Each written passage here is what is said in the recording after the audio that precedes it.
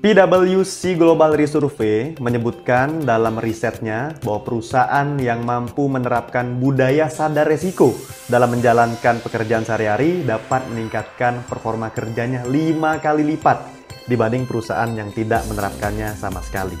Untuk itulah penting sekali kita semua dalam bekerja sadar dengan budaya risiko yang ada sehingga pekerjaan kita bisa lebih optimal. Itu yang akan kita bahas di podcast kita kali ini.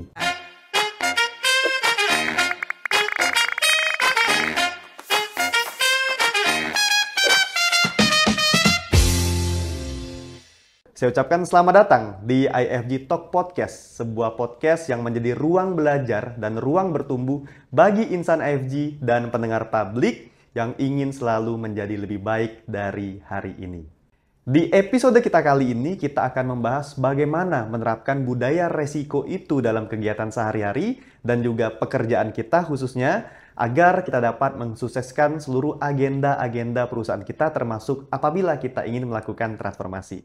Tentu, saya tidak sendirian. Di tengah-tengah kita sudah kehadiran Bapak Dwi Ari Purnomo, selaku Asisten Deputi Manajemen Resiko dan Kepatuhan dari Kementerian BUMN. Selamat datang Pak Dwi Ari Purnomo. Terima kasih Pak. Panggilannya apa Pak kalau boleh tahu? Dwi. Pak Dwi. Senang sekali akhirnya kita bisa ngopi di sini Pak. Ngobrol pintar mengenai meningkatkan budaya resiko di dalam pekerjaan sehari-hari. Ini di podcast? Di podcast IFG Talk Podcast gitu kan. IFG Talk Podcast, oke. Kami seringkali mengundang narasumber Pak, khususnya dari Kementerian BUMN, dari IFG untuk sharing, berbagi pengalamannya, kemudian juga proses kerja yang dilakukan untuk mendapatkan insight bagi karyawan-karyawan yang muda-muda ini khususnya di IFG dan pendengar publik juga.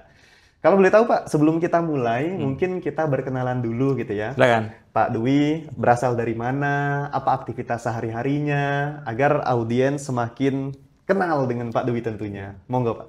Saya Dwi Ari Purnomo, saya Asdep Manajemen Risiko dan Kepatuhan. Lahir besar di Jakarta, jadi saya anak Jakarta. Oh, anak Jakarta. Berarti ikut nyoblos kemarin. Ikut nyoblos, dapat gubernur kita. Nah, itu gitu. Ya, jadi saya lahir di Jakarta. Nah, keseharian saya di kantor ini, di Kementerian BUMN, selaku Asdep Manajemen Risiko dan Kepatuhan.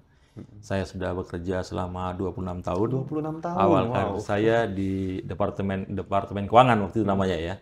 Departemen Keuangan di Direktorat Jenderal Pembinaan BUMN. Jadi kita sudah mengelola BUMN sejak 26 tahun yang lalu bersama-sama dengan teman-teman di sini di Kementerian BUMN. Wah, luar biasa. Sangat senior sekali gitu ya. Untuk itulah kita nggak salah pilih narasumber.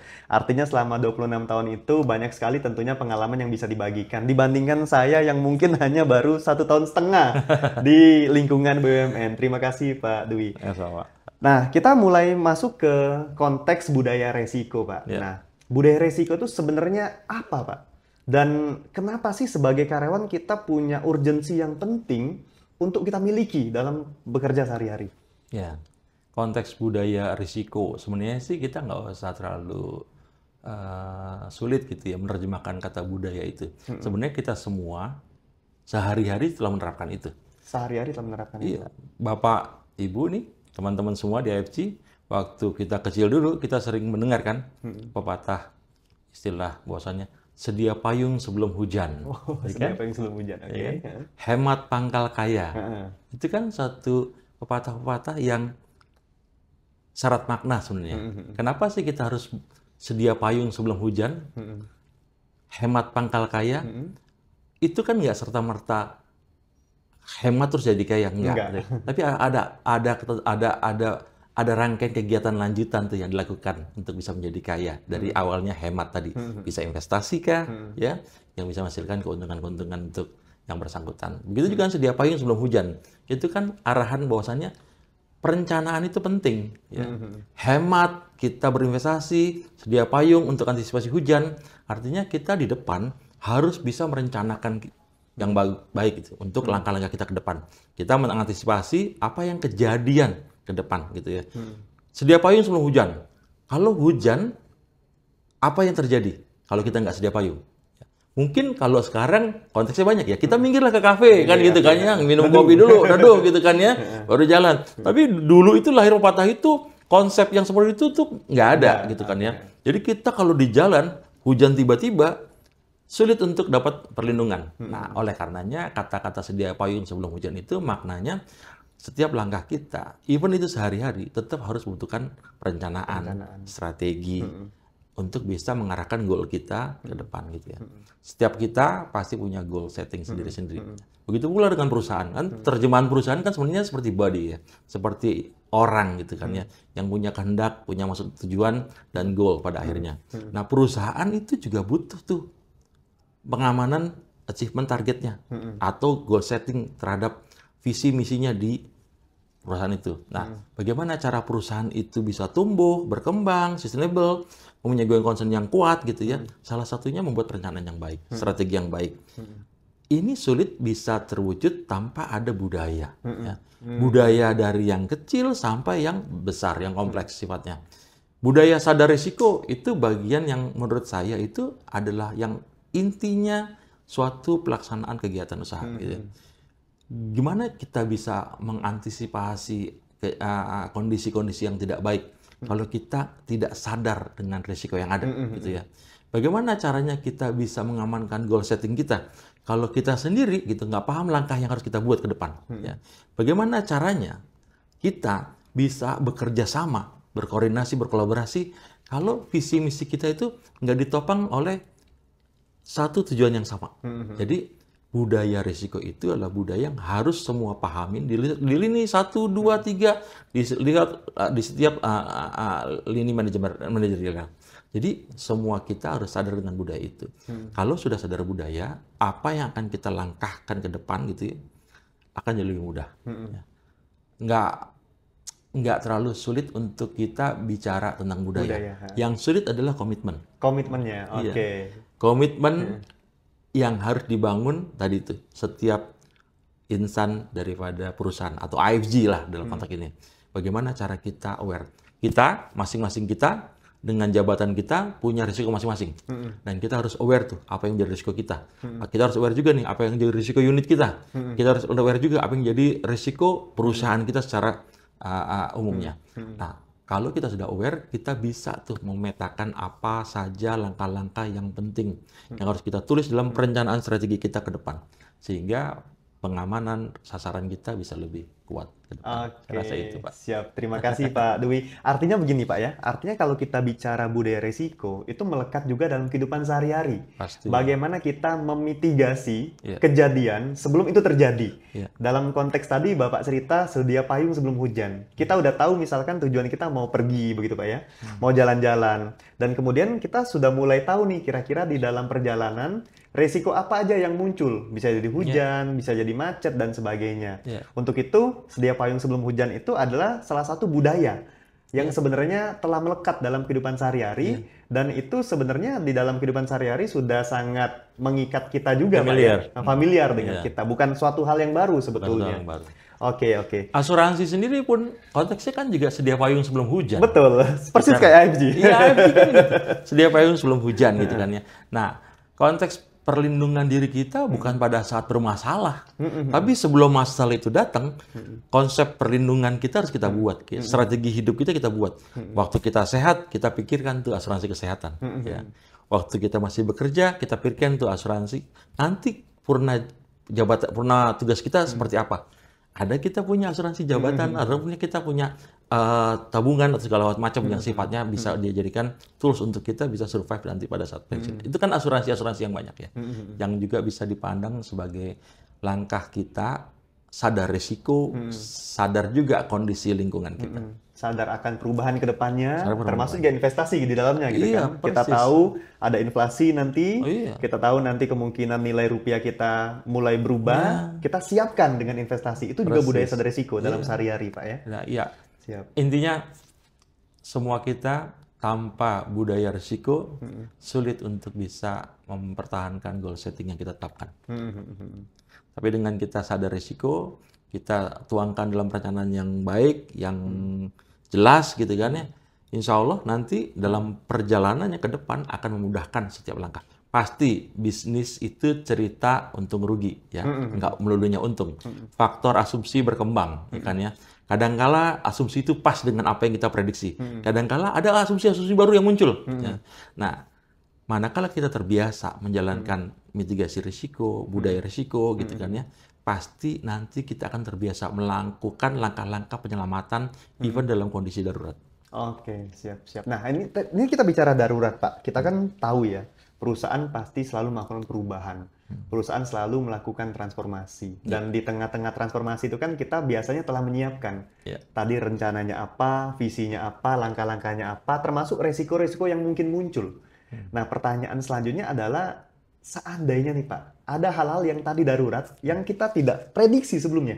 Atau kita tidak mengetahui bahwa itu ternyata resiko yang terjadi.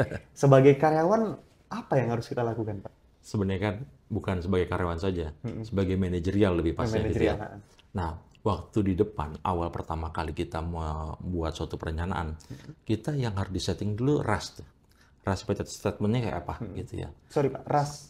Risk Repeated Statement. Okay. Ya. Risk Repeated Statement-nya seperti apa?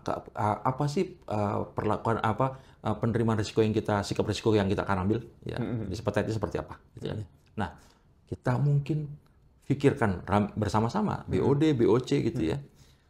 Apakah kita tidak toleran terhadap misalnya pelanggaran peraturan? Ya. HSSE gitu ya. Atau apapun itu yang sifatnya dalam konteks kita tidak akan ke sana gitu ya. Tidak akan melakukan itu.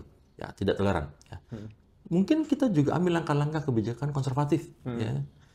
Kan kita sadar tuh peluang itu sejajar dengan atau setara dengan tantangannya, ya, risikonya, gitu kan ya. Kalau kita mau ambil risiko konservatif, ya mungkin peluang yang kita ambil itu konservatif juga. Misalnya, semakin kita bisa menguasai operasional kita, harusnya kita siap tuh menerima risiko yang paling konservatif, sampai menuju ke arah yang tidak toleran sebenarnya. Itu kan pekerjaan kita, core kita. Jangan sampai kita salah besar di situ. Ya. Oleh karenanya yang kita ambil dalam risiko operasional itu risiko konservatif. Kita harus jaga itu tuh. Tapi kadang-kala people ya dengan skillnya yang bervariasi, asumsi bisnis yang dengan kondisi yang terus berubah gitu kan ya. Kadang-kala itu juga menimbulkan gejolak-gejolak baru ya. Yang wah ini nggak kita prediksi dari awal nih, ternyata begini. Siapa yang paham Ukraina sama Rusia akan perang. Gitu kan. Israel seberani itu menyerang Palestina. Gaza gitu ya. Kita kan nggak menduga seperti itu misalnya. Nggak punya ekspektasi ke sana juga gitu kan. Itu. Tapi kan nyata terjadi gitu. Itu kan pengaruh juga untuk perusahaan-perusahaan yang mungkin bahan bakunya dari wilayah timur gitu kan ya. Ataupun minimal secara global makronya terpengaruh gitu. Akan ada kondisi-kondisi bahwasannya berubah asumsi-asumsi yang awalnya A tiba-tiba menjadi B. Betul. Tereskalasi gitu ya. Kita akan lihat tuh, perusahaan kita mungkin dalam konteks operasional udah dijalankan dengan baik, menurut mereka udah baik. Tapi kok konsumen kok ngeluh, pelayanannya nggak bagus, servisnya nggak bagus gitu kan ya. Terus masyarakat juga komplain tentang servis yang kita. Kebanyakan dari stakeholder kita juga komplain. Kok Anda nggak bisa memberikan kontribusi yang terbaik untuk stakeholder, misalnya kayak gitu, apapun itu bentuknya.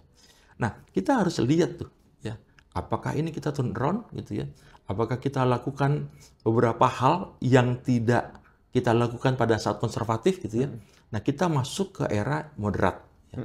Kita ambil risiko moderat tuh untuk bisa ngejar nih, bagaimana turn around itu bisa kita lakukan gitu.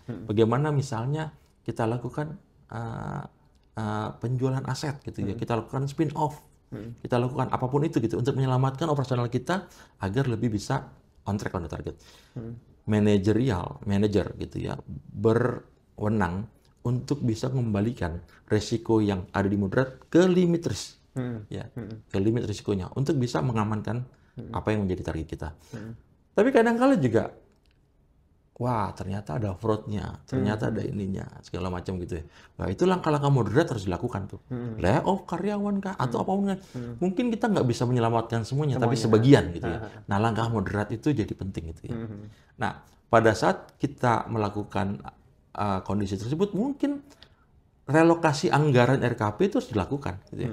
Karena RKP kan ada limit ya. Jadi cost-nya kalau di sampai moderat pasti ketinggian, mahalan. Karena belum tentu itu terjadi gitu. In case terjadi, relokasi lakukan gitu ya. Misal kejadiannya moderat pun tembus ke arah tolerant risk gitu ya, yang kita hadapi gitu ya.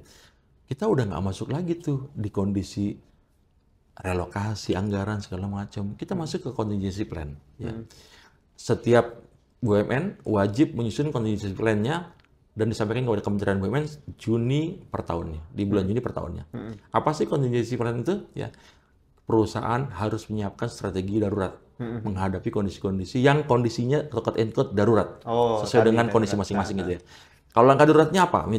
Identifikasi dulu risiko-risiko yang kedaruratannya berimpact atau bereksposure-nya tinggi untuk perusahaan. Apapun itu, ya. Diprioritaskan, dibuat peta jalannya, gitu ya. Kalau A, strateginya apa, pelaksananya bagaimana, gitu ya. Hasilnya apa, prioritaskan. Nah, itu yang membuat kita nanti pada saat kejadian darurat itu muncul, kita nggak gagap lagi dengan kondisi-kondisi itu. Tentunya dievaluasi, dimonitoring terus. Apakah kondisi darurat itu masih valid seperti ini atau tidak? Karena kan kita terus tumbuh nih. Kalau kita baca nih, sekarang kita punya aset di 10.402 triliun. Aset seluruh BUMN gitu ya. Itu huge, benar, besar sekali gitu ya. Artinya apa? Kalau ada risiko di BUMN, itu risikonya ekonomi negara. Kita punya pendapatan tuh di 2.900 triliun.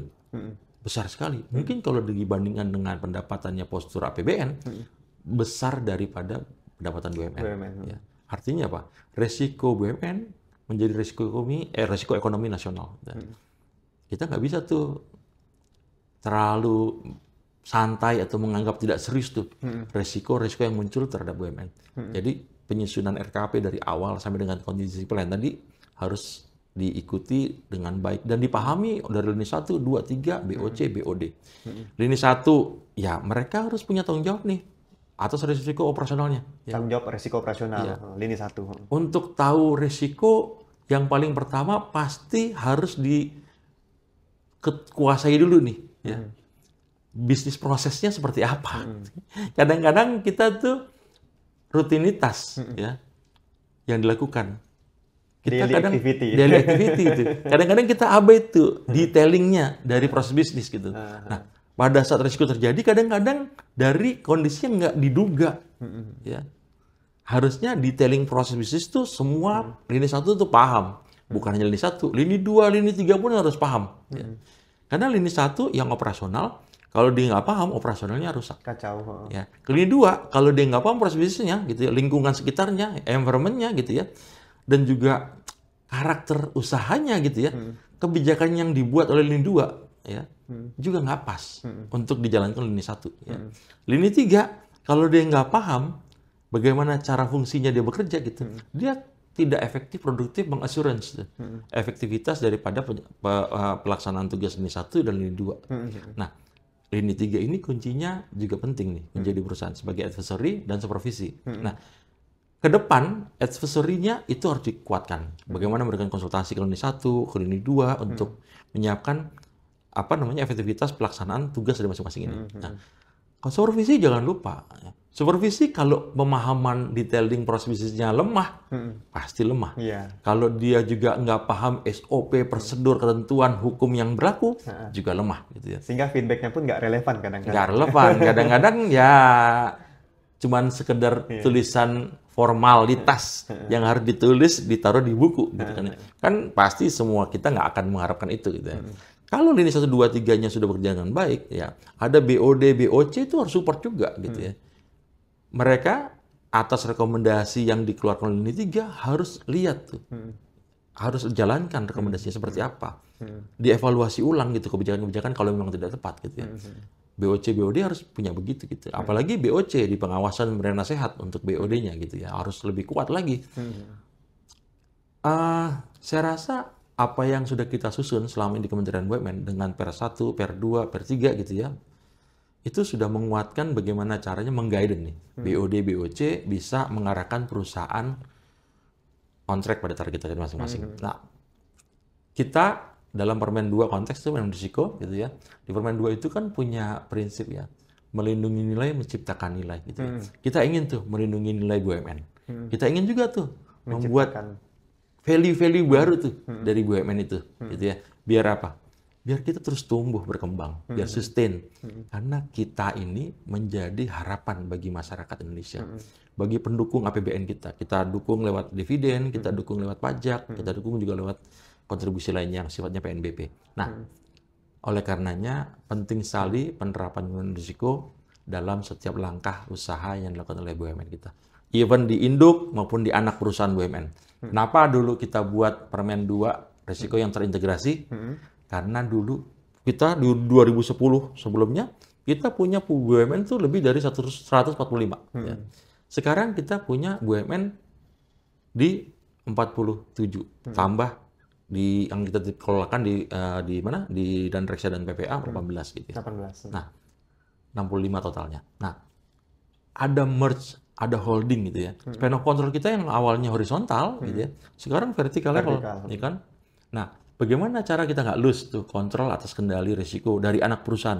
Kita banyak nih teman-teman semuanya sudah pasti baca medsos, media, ada informasi tentang risiko-risiko yang tidak terkendali dari anak perusahaan kepada perusahaannya. Ya, kita juga punya pengalaman sendiri yang cukup pahit ya di Jiwasraya segala macam gitu ya. Itu lesson learn buat kita belajar. Jangan sampai kita lose gitu ya atas risiko yang tidak terkendali pada setiap langkah usaha kita. Apakah itu di produknya, apakah itu di keuangannya, apakah itu di seluruh prosedur daripada ketentuan dari SOP perusahaan. Jadi kita harus jaga itu. Harus jaga itu, siap. Ya. Artinya sebenarnya singkat cerita Pak, dari yang Bapak sampaikan tadi, kalau kita ingin menerapkan manajemen risiko atau budaya sadar risiko itu adalah murni dari kesadaran personal dulu Pak ya. Ya. Kesadaran personal itu terkait peran, kemudian juga apa aktivitas yang dilakukan, memahami lingkungan kerja, memahami bisnis. Ya. Nah, kadang-kadang yang menjadi persoalan utama adalah mungkin barangkali karena kurang penghayatan peran, Pak, terhadap apa yang dilakukan, daily activities. Bisa. Karena pekerjaan sehari-hari rutinitas sehingga lupa nih memahami bisnisnya, memahami lingkungan sekitarnya, memahami peran dia di BUMN dan segala macamnya. Itu bagaimana Pak meningkatkan kesadaran itu Pak? Nah, memang daily activities kadang-kadang membuat kita bias gitu kan ya. Apa yang seharusnya dengan apa yang sekarang dilakukan gitu ya. Ada gapnya pasti. Padahal kalau seharusnya sih lebih dari itu, tapi kenyataannya yang dilakukan hanya sebatas itu. Karena daily activities-nya pengalamannya hanya seperti itu. Nah, itulah gunanya sistem gitu ya. Sistem itu bisa meng-guide gitu ya. Teman-teman atau kita semua gitu ya di dalam sebagai insan perusahaan gitu. Orang dipaksa oleh sistem gitu ya. Jangan sistem dipaksa oleh orang gitu ya. Kalau sistem bisa memaksa orang gitu ya, itu akan menjadi hal yang baik gitu ya. Semua awalnya mungkin terpaksa dengan sistem. Akan tapi lambat laun gitu ya akan jadi terbiasa. Sistem yang baik tentunya juga memperhatikan tuh karakter bisnis kebutuhan kita gitu ya, perusahaan gitu ya. Memperhatikan juga tuh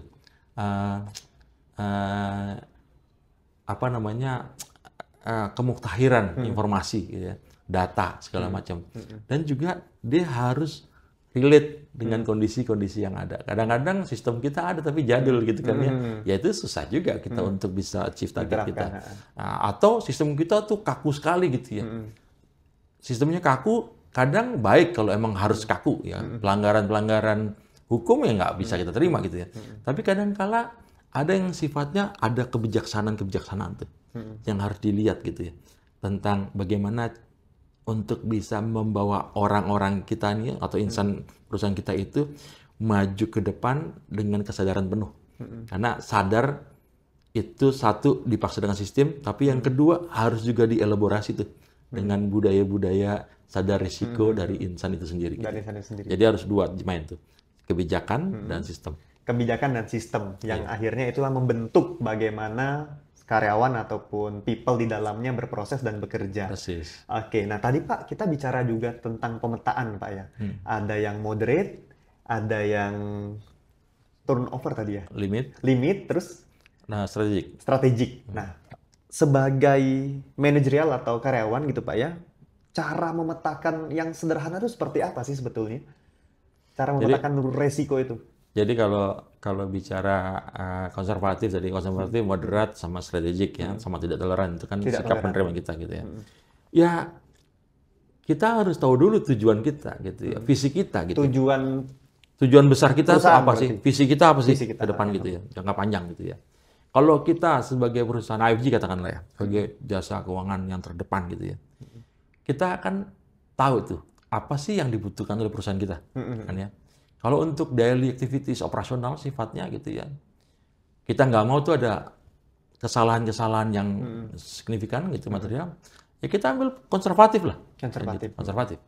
Tadi saya ulang lagi, kalau kita ya kadang-kala kondisi itu tidak terlalu menguntungkan kita, gitu kan ya. Tapi ini sifatnya nih harusnya nggak jauh dari core yang kita tangani gitu ya. Ya mungkin moderate level dilakukan. Ya. Spin off, ya. Mungkin juga dalam konteks tertentu ada yang layoff karyawan gitu ya.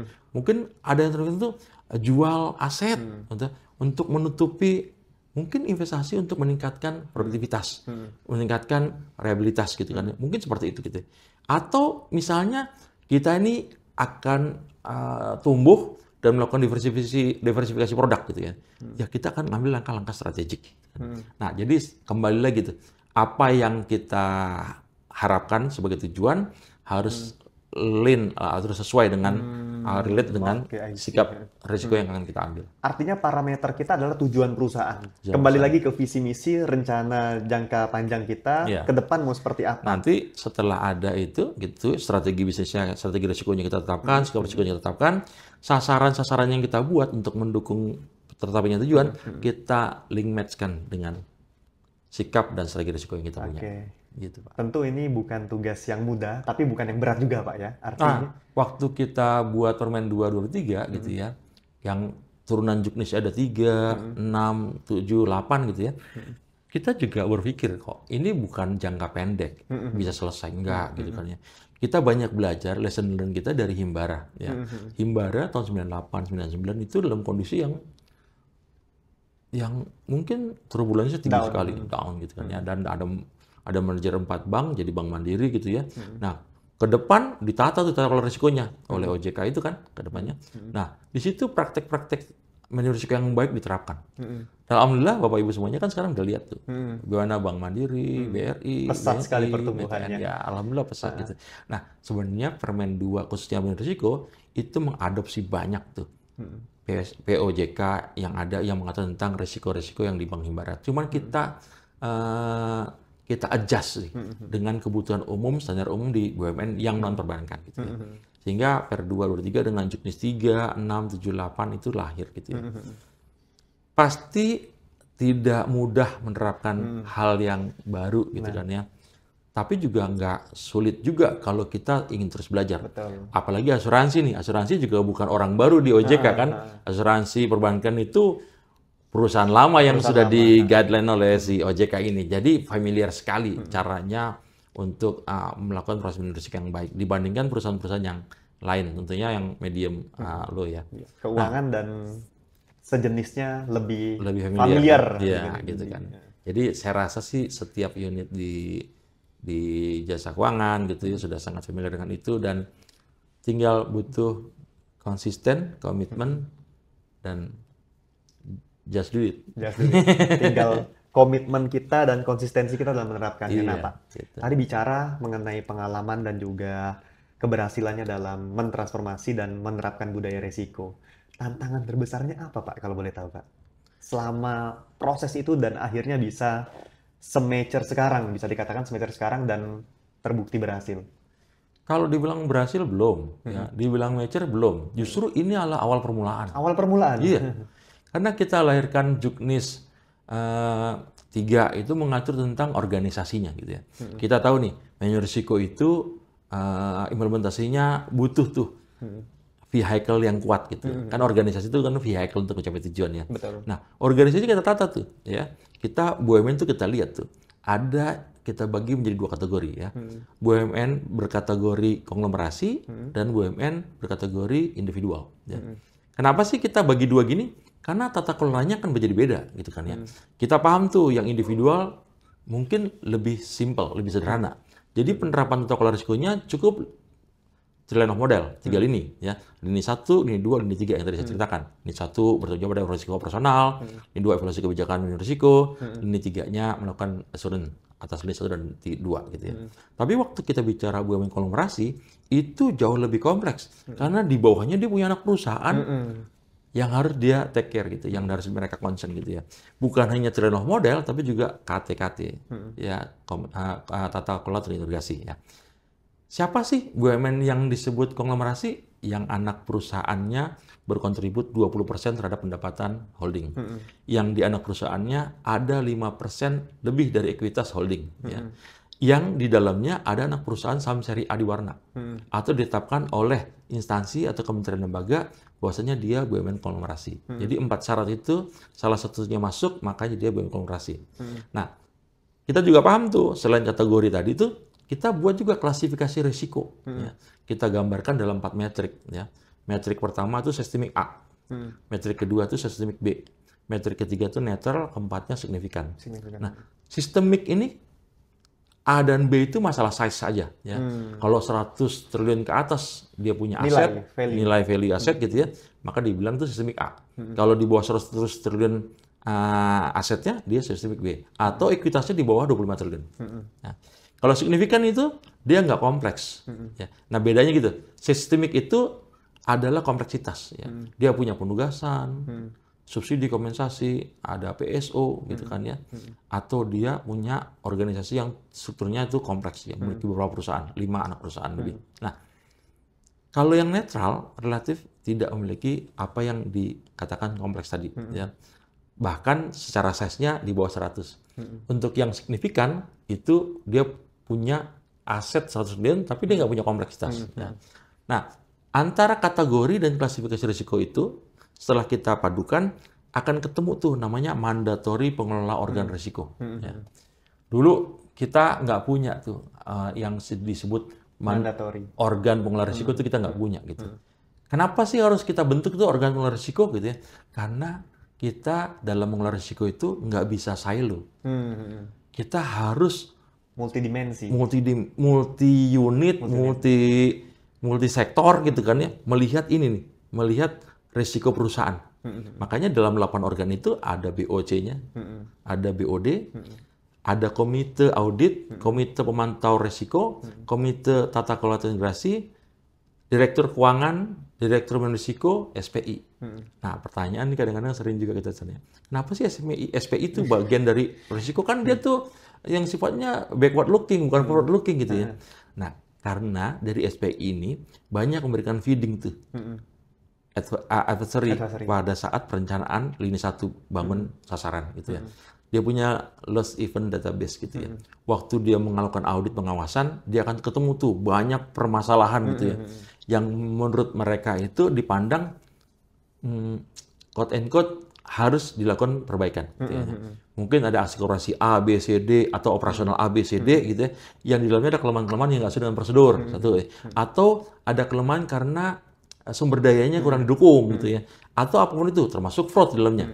Nah, itu bagian yang bisa memperkaya lini 1 waktu membuat sasaran. Iya, sebagai pintu awal, Pak ya. Betul. Nah, komite-komite yang mendukung komisaris ini juga kita masukkan di situ sebagai syarat gitu. Organ pengelola risiko. Kenapa gitu ya? Karena bisa mensupport pengawasan dan mensupport konsultasi yang diberikan oleh nasihat yang diberikan oleh komisaris itu kepada BOD-nya gitu ya. Nah, direktur keuangan, direktur risiko kita pisah gitu ya, untuk bisa memastikan bahwasannya risiko ini terkendali dengan baik. Nah, tentunya kita bagi tuh, kalau dia kategorinya risiko BUMN konglomerasi, sistemik-nya sistemik A, semuanya wajib ada. Tapi untuk yang sistemik B sampai dengan signifikan gitu, atau netral gitu ya, dan yang bukan BUMN konglomerasi tapi juga dia sistemik A sampai netral, itu kita kasih variasi. Ada yang dirangkap, ada yang harus dijalankan mandatori sebagai penuh gitu ya. Itu. Oke, mantap. Itu jadi menguatkan organisasinya dan orangnya juga gitu. Orangnya pun kita minta tuh untuk BOD BOC pada saat menjabat wajib memiliki sertifikasi keahlian. Ya. Dan pelatihan dengan jangka waktu tertentu, ada 20 jam per tahun, 60 jam per tahun gitu ya. Karena apa? Karena setiap kita itu dari background yang bermacam-macam gitu ya. Masuk ke perusahaan, kita kan harus punya concern yang sama tuh tentang bisnis gitu ya. Nah, pelatihan, sertifikasi itu menjadi modal. Untuk BOC, BOD itu menjalankan tugas peran fungsinya sebagai BOCK atau BOD-nya. Untuk komite-komite sebelum dia duduk di jabatannya, wajib dia tuh punya sertifikasi kalian. Karena waktu duduk dia harus sudah bekerja tuh mau feeding. SPI juga begitu. Kenapa begitu? Kita susun gitu. Kita serigid itu gitu ya. Karena kita paham proses implementasi risiko itu nggak akan berjalan jika vehicle ini, organisasi, dan man behind the gun-nya nggak dimodelin dengan Itu Tuhan. tantangan terbesarnya berarti Itu Pak ya. tantangan, iya. Artinya vehicle tadi kalau tidak dikelola dengan baik gitu ya. Ya, pasti tantangan besarnya di orang. Di orang people. Ya, se-mature apa orang ini mengenali bisnisnya, ya. Sekuat apa mereka memprediksi asumsi-asumsi dan risiko yang akan muncul. Seberapa jauh nih jangkauan wawasan mereka terhadap kapabilitas perusahaan dia, gitu ya, untuk bisa menetapkan target-target yang bisa mereka achieve. Dan yang paling lagi penting nih, bagaimana caranya BOC, BOD, dan seluruh squad-nya itu di perusahaan bisa menjalankan bisnis, memitigasi risiko, melakukan proses bisnis dengan GCG sehingga targetnya bisa dicapai. Itu yang jadi sasaran kita. Lagi-lagi tentang people. Dan sulit untuk bicara cepat. Pasti butuh waktu, tapi pasti jalan. Pelan-pelan tapi pasti. Oke, siap Pak. Nggak harus pelan juga. Kita berjalan kadang pelan, kadang cepat gitu ya. Yang penting sampai tujuan. Sampai tujuan. Nah, tadi kan tanya, tantangan terberatnya apa? Komitmen. Satu aja tuh, komitmen. Kalau kita sudah komit, semua masalah itu mudah. Tapi walaupun semua difasilitasi dengan lengkap gitu ya, sistem dibuat baik gitu ya, orang dikasih pelatihan, sertifikasi gitu ya, tapi komitmen nggak ada komitmen. Policy nggak ada, susah. Nggak jalan. Komitmen hadir karena kesadaran tadi gitu kan, kesadaran akan pentingnya. Dan kesadaran bukan hanya dari perorangan, ya, kesadaran dalam suatu perusahaan, ya, dan juga kesadaran kolektif ya, dari semua stakeholder untuk bisa bangun, untuk bisa merancang perencanaan dengan goal setting yang baik untuk bangsa kita. Selain komitmen dan kesadaran tadi, Pak, kira-kira nilai atau values apa yang perlu kita kuatkan, kita tingkatkan, kita internalisasikan supaya hal-hal seperti tadi bisa kita optimalkan dengan baik lagi? Pak Menteri kita, Pak Erick Thohir, Menteri BUMN tuh sudah mencanangkan value akhlak, ya. Amanah, kompeten, harmonis, loyal, adaptif, kolaboratif. Wah, itu akhlak itu value yang buat saya itu, buat kami di Kementerian BUMN itu kebutuhan, ya. Amanah. Ya kalau kita dikasih kepercayaan kita amanah lah. Ya, kita jalankan amanah ini dengan baik gitu. Artinya apa? Ya tanggung jawab gitu loh. Kita harus bertanggung jawab atas peran kita. Ya. Kita harus tanggung jawab atas tujuan perusahaan kita. Ya. Jangan kita tidak atau kita abai dengan tanggung jawab kita sehingga merugikan perusahaan kita. Bahkan merugikan Indonesia gitu. Itu jangan gitu. Nah, kompeten. Tadi kita bicara people ya. Sebagai people gitu ya, kita harus berusaha meningkatkan kompetensi kita. Kita menggali kemampuan kita semaksimal mungkin yang kita punya untuk bisa menjalankan amanah kita tadi yang di depan gitu. Nah, harmonis ya. Perusahaan itu punya lingkungan, environment. Ya. Stakeholder-nya itu banyak, bukan hanya konsumen ya. Kita ada banyak stakeholder kita, apalagi BUMN ya, Badan Usaha Milik Negara gitu. Stakeholder-nya banyak gitu ya. Ada atas, kanan, kiri, bawah ya. Semua stakeholder itu harus di manage ya. Nah, harmonisnya harus kita jaga ya. Kita harus bisa mengedepankan apa yang menjadi kebutuhan daripada perusahaan. Oleh itu, langkah-langkah harmonisasi kepada seluruh stakeholder ya. Apalagi di dalam perusahaan gitu ya. Harus dilakukan. Kalau tidak harmonis, bagaimana tujuan itu bisa tercapai? Kita sibuk ribut, sibuk mencari kesalahan gitu ya. Kita lupa tuh tujuan awal atau tujuan inti dari suatu perusahaan untuk maju ke depan. Loyal. Ya, ini rangkaian dari amanah ya. Rangkaian dari kompeten, dari harmonis. Kalau tidak loyal, ya, loyal terhadap hal yang baik, ya, loyal terhadap tujuan perusahaan gitu. Komitmen tadi. Komitmen. Ya. Itu loyal emang dekat dengan komitmen. Ya. Tanpa itu susah jalan kita. Dan tanpa itu tujuan jangka panjang sulit dicapai. Jangankan jangka panjang, jangka menengah pendek pun sulit dicapai. Nah, loyalitas harus kita jaga, komitmen harus kita jaga. Nah, adaptif. Perusahaan itu tumbuh, berkembang. Asumsi makro, mikro juga berkembang. Ya. Kondisi lingkungan juga bergerak. Gitu, ya. Semua berpengaruh. Nah, teknologi itu juga terus pesat mengalami kemajuan zaman gitu ya. Nah, adaptifnya kita terhadap teknologi, adaptifnya kita terhadap informasi data, gitu. Adaptifnya kita terhadap perubahan-perubahan lingkungan kita, itu menjadikan kita mudah untuk merencanakan perusahaan yang relate nih connect dengan lingkungan yang kita hadapi. Ya. Yang terakhir K apa? Saya coba tes. Kolaboratif. Kolaboratif. Apa itu kolaboratif? Nah, kolaboratif itu kan ya kita nggak bisa sendirian. Ya. Kita harus bersama-sama gitu ya. Kalau saya singgung sedikit ya, MRPN itu Manajemen Risiko Pembangunan Nasional. Ada di level kementerian lembaga itu di Bappenas yang menjadi ketuanya gitu ya. Bagaimana pembangunan nasional Indonesia itu bisa dirancang dengan baik. Kolaboratif itu Pak. Seluruh kementerian lembaga itu bukan hanya kementerian lembaga, BUMN, BUMD, BUMDes dilibatkan gitu ya. Untuk ke arah pembangunan nasional gitu tujuannya. Kolaboratif dari semua kita gitu, membangun bangsa kita. Membangun bangsa kita secara besar, membangun perusahaan kita dalam skala yang skup kecil gitu ya, membangun unit kita dalam skup yang lebih kecil lagi, membangun diri kita nih individual untuk bisa mendukung rencana besar yang ke atas. Saya rasa itu bagian dari akhlak tuh, value akhlak harus tertanam di tubuh kita, di visi kita, diimplementasi setiap langkah hidup kita. From self to others atau to nation to organization, lebih besar lagi Pak ya. Lebih besar lagi. Siap, terima kasih Pak.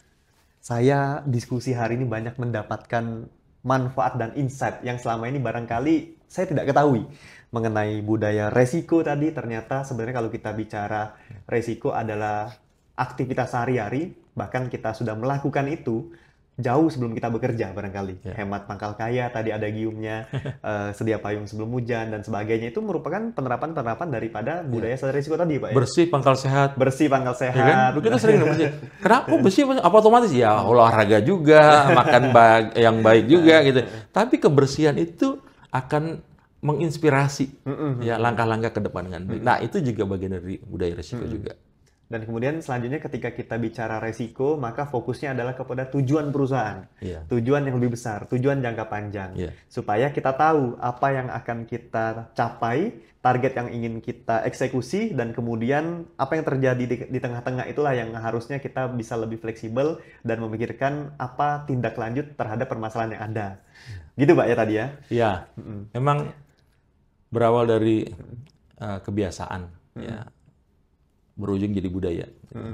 Dan setiap langkah kita semua harus terencana. Ya. Terencana. Tanpa perencanaan kita sulit untuk menentukan atau sampai di tujuan. Gitu ya. Kadang orang bilang, udahlah ngalir sebagai air. Ngalir seperti air gitu ya. Air yang mana dulu? Kadang-kadang air itu yang ada yang airnya menyejukkan gitu ya. Nah, air bah juga ada gitu kan. Bah juga, nah, gitu kan. Kita harus paham tuh ngalirnya kita seperti apa, tujuannya kemana. Dan semua kita punya tanggung jawab tuh atas peran kita masing-masing. Saya, Bapak, teman-teman semua di IFG gitu ya, punya tanggung jawab besar nih, khususnya untuk membangun BUMN kita menjadi jauh lebih maju lagi. Saya rasa itu. Terkait itu, dan kemudian selanjutnya adalah nilai-nilai yang perlu kita jaga. Nilai akhlak tadi, bahwa itu sudah didesain, dikonsep, diriset sedemikian rupa untuk menopang proses kerja, interaksi, dan sebagainya. Dan sudah diinternalisasi kan? Sudah internalisasi. Waktu tahun 2022, 2023 ya, 2021 malah 2021 ya. Bukan dong, sebelum itu malah 2019-an, 2020. Itu kan diinternalisasi itu akhlak. Kenapa begitu gitu? Karena memang itu kebutuhan kita. Ya, amanah, kompeten, harmonis, loyal, adaptif, kolaboratif. Itu value yang harus kalau kita pikirkan dan kita jalankan, insya Allah tujuan akan kita capai. Harapan ke depan apa Pak bagi insan IFG dan juga pendengar publik lainnya IFG terkait budaya sadar resiko dan mengenai tentang manajemen risiko tadi? Harapan saya itu gini kepada IFG nih, esa hilang dua terbilang, patah tumbuh hilang berganti. Yang lalu biarlah berlalu jadi kenangan. Ke depan IFG di hati. Wah, luar biasa. Ke depan IFG tetap di hati. Kenapa begitu gitu? Ya, kita punya permasalahan Jiwasraya. Ya, semuanya sedih lah dengar Jiwasraya gitu kan. Ada yang alih aset ya ke IFG segala macam dalam rangka upaya restrukturisasi premi gitu ya. Nah, ini lesson learn yang harus kita pegang, yang harus kita sadari bahwasannya permasalahan akan selalu ada, ya kan? Perubahan adalah suatu keniscayaan. Pasti tuh berubah terus setiap saatnya. Nah, agile, ya, pegang value, akhlak, gitu ya, dan komit adalah langkah-langkah yang harus kita lakukan, gitu ya, untuk bisa jaga nih goal setting kita yang kita tetapkan. Semua perencanaan itu baik, gitu ya. Yang menjadi penting adalah bagaimana melaksanakannya. Gitu ya. merencanakan sebaik-baiknya gitu ya, udah baik, udah bagus perencanaan, tapi waktu perencanaan di pelaksanaannya nggak detail gitu ya, ya sulit juga untuk kita bisa sampai ke tujuan. Saya rasa itu jadinya, Pak. Oke, siap Pak. Pak Dwi Ari, terima kasih sekali atas diskusi hari Sama-sama, ini Pak. dan juga motivasi akhirnya semangat untuk kita semua, dan kita yakin sekali apa yang menjadi bahan diskusi kita itu sangat bermanfaat untuk Insya kita Allah. semua semakin memahami pentingnya budaya sadar risiko tadi, semakin memahami bahwa penting sekali kita menjaga marwah korporasi atau perusahaan terkait visi misi target, dan akhirnya bagaimana kita bisa bekerja sepenuh hati, komitmen dengan values-values yang sudah kita bangun. Maka saya ucapkan teman-teman semua, jangan lupa untuk terus menonton IFG Talk Podcast. Mari kita terus berprogres, semakin lebih baik setiap harinya. Ya. Karena kalau 1% setiap hari semakin baik, maka kita dalam 100 hari 100% meningkatnya. Apalagi setahun 365% meningkatnya. Minimal 1% dalam sehari. Biasakanlah kebiasaan yang baik, karena kelak akan jadi budaya kita. Jadi berbudayalah kita jadi budaya yang baik. Berdaya baik. Siap. Ada quotes yang ingin disampaikan lagi, Pak? Cukup. Cukup. Oke, terima kasih Pak Dwi Ari Purnomo. Terima kasih teman-teman semua telah menonton diskusi kita hari ini. Saya Arista Dikusuma. Sampai ketemu lagi di IFG Talk Podcast selanjutnya hanya di YouTube Indonesia Financial Group. See you.